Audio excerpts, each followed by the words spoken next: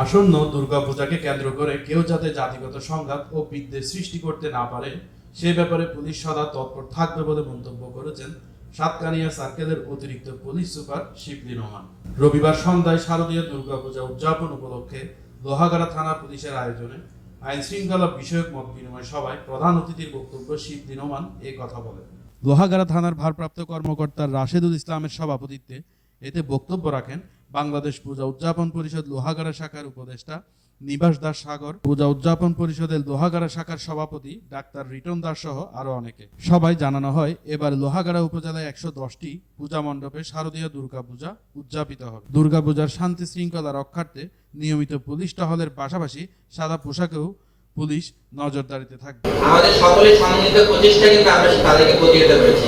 News desk, Dainik Azadi.